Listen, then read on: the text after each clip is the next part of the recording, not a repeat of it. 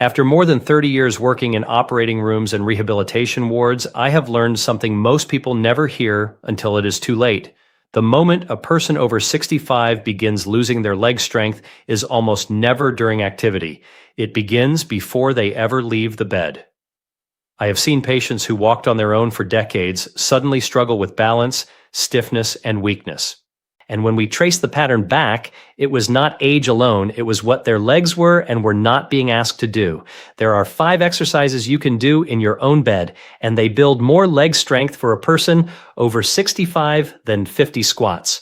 I know exactly how that sounds. So before anything else, let me tell you why it is true. When you do a squat, your knees carry your entire body weight. Most of your effort goes into holding that weight up, and your knees take the punishment. The muscle only gets a small part of the work. That is why so many people over 65 do squats, ache for 2 days, and get almost nothing back.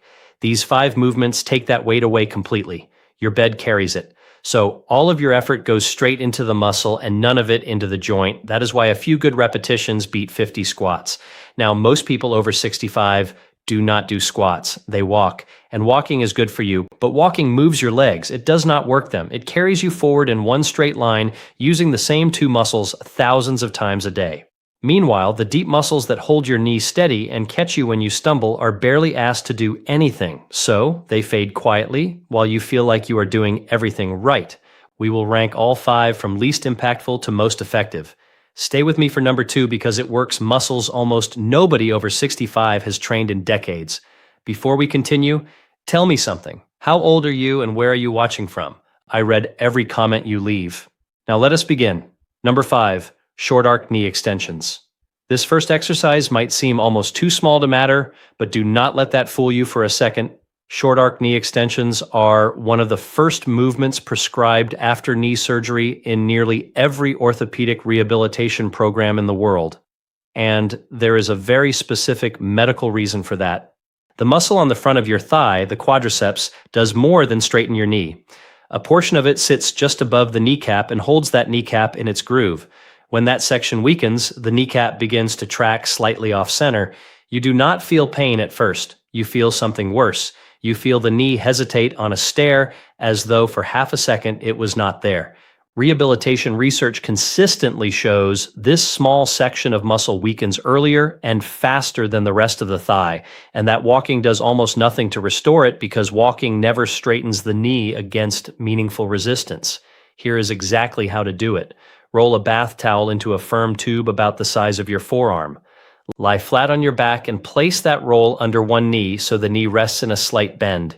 Your heel stays on the bed. Now, keeping the back of your thigh resting on the roll, slowly straighten your lower leg until the knee is completely straight. Only the lower half of your leg moves. At the top, squeeze the muscle above your kneecap as hard as you can and hold for 5 full seconds. Then lower your heel back down over a slow count of 3. That is 1 repetition. Perform 10 repetitions on one leg, then switch. Complete 3 sets on each side. Here is the tip that makes the difference. Place your hand flat on your thigh, just above the kneecap while you do it. If you cannot feel that muscle harden under your palm, you are lifting with momentum rather than tension. Slow down until you feel it. Within 2 weeks, most people notice the same thing. Stairs stop feeling uncertain. If you're still watching this video and finding these insights valuable, please comment number 5 below to let me know you're here. And if you haven't subscribed yet, I recommend you subscribe and turn on the bell so you don't miss any videos. Your support helps us continue creating good content to inform and inspire you. Now let's move forward. Number 4, clamshells. Now let us move to the muscles that decide whether you stay upright when your balance is genuinely tested. But before we continue, if you have been enjoying the video so far, hit the like button and don't forget to subscribe and hit the bell icon so you don't miss more videos like this. Number 4, clamshells. Here's something most people do not realize. A real fall is almost never forward. You catch a rug, your weight shifts sideways, and for a fraction of a second, your entire body is balanced over one hip. The muscles on the outside of that hip either hold your pelvis level or they do not. If they do not, you go down. Those muscles are the hip abductors. And research on falls in adults over 60 has repeatedly identified weakness there as one of the strongest warning signs of a future fall, a stronger signal in many studies than weak knees. And walking trains them almost not at all because walking is a forward motion and these muscles work sideways. Here is how to perform a clamshell correctly. Roll onto your right side, bend both knees to roughly a right angle and keep your feet together, one stacked on the other. Rest your head on your arm or a pillow. Now the critical part. Stack your hips directly on top of one another, square to the ceiling, keeping your feet touching. Lift your top knee upward like a clamshell opening. Open only as far as you can while keeping your hips perfectly stacked. Hold the top position for 3 seconds, squeezing the outside of your hip. Lower over 3 slow seconds. Perform 15 repetitions, then roll over and repeat 3 sets per side. This is the exercise people get wrong most often. So listen closely. The moment your top hip rolls backward, your lower back takes over and the hip muscle receives almost nothing. Imagine your back is pressed flat against a wall. After 1 week, you will feel a muscle on the side of your hip you had genuinely forgotten you owned. That is the muscle that catches you. Number 3, bed knee bends. If your knees ache in the morning, feel stiff, or make unsettling sounds when you move, this exercise is going to become your best friend. The reason it works comes down to the fluid inside the joint. Your knee is a hinge that depends on a thick, lubricating fluid to move without grinding. That fluid only circulates when the joint is carried through its full range of motion. When your knee sits at the same angle for 7 or 8 hours overnight, the fluid stops moving and the joint becomes thick and stubborn. That is exactly why the first 30 seconds out of bed are the worst part of your day. Studies on knee recovery consistently find that gentle sliding knee bends restore lost range of motion faster and with less pain than exercises performed standing because the mattress carries your weight and the joint is never compressed. Here is how to do it. Lie flat on your back with both legs extended. Wear socks or place a folded hand towel under your heel so it glides instead of dragging. Textured sheets will fight you. Slowly slide one heel along the mattress towards your buttocks, letting the knee bend as the heel travels. Keep the heel in contact with the bed the entire way. Go as far as you comfortably can without sharp pain. Hold at the deepest point for 3 seconds, then slide back out over 3 seconds. Perform 12 repetitions on one leg, then 12 on the other, 2 to 3 sets each. One tip that changes this exercise completely: keep your kneecap pointing straight up at the ceiling the whole time. When the knee drifts inward or outward, you load the cartilage unevenly, which is exactly the pattern that wears a joint down over the years. Most people notice it within a week in one very specific way. Getting out of bed stops being a negotiation. If you're still watching this video and finding these insights valuable, please comment number 3 below to let me know you're here. And if you haven't subscribed yet, I recommend you subscribe and turn on the bell so you don't miss any videos. Your support helps us continue creating good content to inform and inspire you. Now, let's move forward. Number 2, toe curls. And now number 2, the one I told you to wait for. Number 2, toe curls. Here is a group of muscles almost nobody over 65 has trained in decades, and they may matter more than your thighs. Inside each of your feet are more than 20 small muscles. They are called the intrinsic foot muscles, and they are the very first point of contact between your body and the ground. Every time you stand, your toes are quietly gripping to keep you steady. When the floor shifts, when you step on the edge of a rug, these muscles fire before your brain has registered that anything is wrong. They are your first line of defense, and they act faster than any decision you could make. Decades of stiff-soled shoes leave most older adults with feet that are almost completely switched off. Balance research keeps finding the same pattern. Weak foot and toe muscles mean poor balance, and poor balance means falls. The encouraging part is that these muscles wake up remarkably quickly. Here is how to do it. Lie in bed with your legs straight and relaxed and pull the covers off your feet so nothing restricts the motion. Curl all of your toes downward as though you are trying to scrunch up the bedsheet with your feet. Curl as hard as you can and hold that squeeze for 5 seconds. Then do the opposite. Spread your toes wide apart and pull them upward toward your shins and hold that for 5 seconds. That is 1 repetition. Perform 15 repetitions, 3 sets. If you want the stronger version, lay a small towel flat near your feet and use only your toes to drag it toward you inch by inch. Your feet may cramp the first few times. That is not a warning sign. That is a muscle being asked to do its job for the first time in 20 years. 2 weeks in, people describe the same feeling. The floor feels solid again.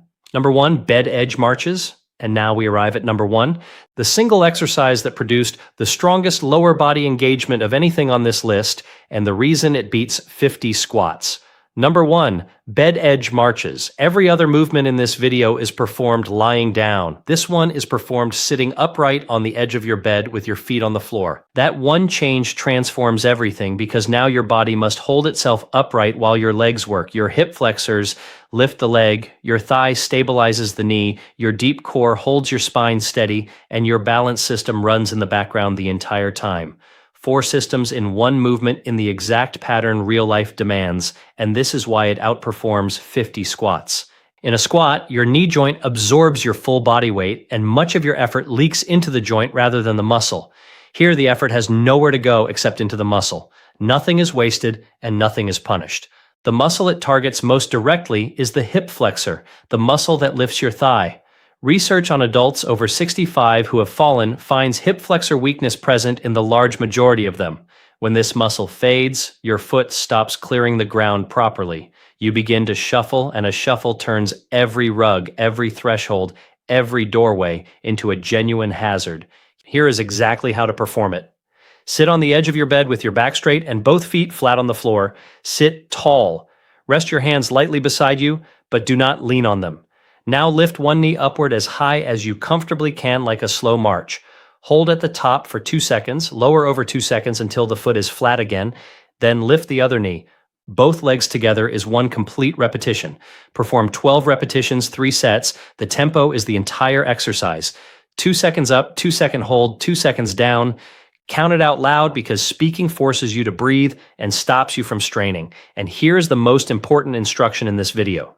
Do not use your hands. If you need them in the first week, that is perfectly fine, but the goal is hands off the bed, sitting tall, letting your legs and core carry everything. As it becomes easier, usually around week 3, sit slightly further forward on the edge or add a light ankle weight of 1 or 2 pounds. You will feel like you are starting over. That is exactly the point. 4 to 6 weeks of this done every morning before you stand. And the reports are always the same 3 things. Rising from a chair without hands, stairs without gripping the rail, and walking to the bathroom at night without touching the wall. If you're still watching this video and finding these insights valuable, please comment number 1 below to let me know you're here.